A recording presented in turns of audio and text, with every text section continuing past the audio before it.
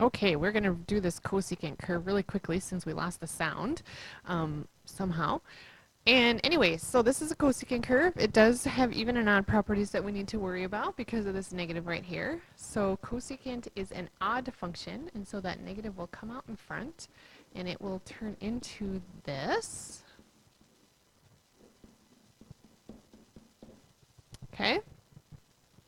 So if we kind of go through our little list, because of this negative right here, it is flipped.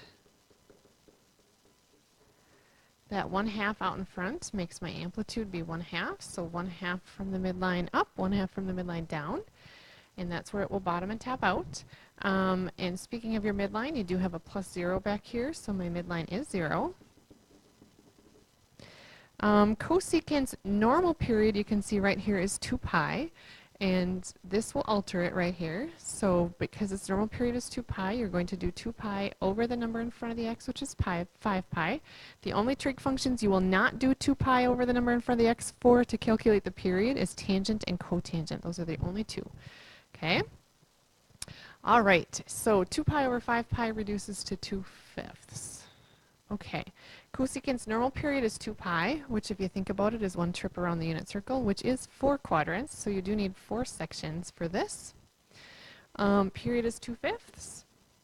If I cut that in half, 2/5 times 1/2 is 2/10, which is 1/5. Half of that, if I double the bottom number, is 1/10. So I have 1/10, 2/10, this would be 3/10 right here if I count up.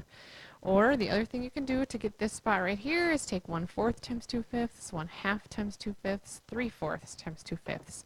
And if that works to calculate it that way for you, that is great too.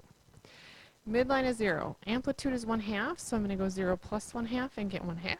0 minus 1/2 and get negative 1/2. And then I'm going to follow the normal cosecant curve and follow the same pattern. So this is one whole cycle of the cosecant curve right here.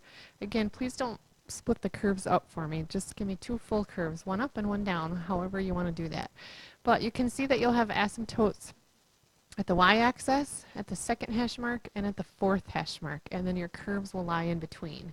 So at the y-axis, at the second hash mark, and at the fourth hash mark.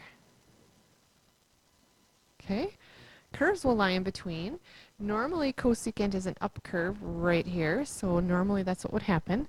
This one is flipped, and what some people try to do to flip it is to go like this.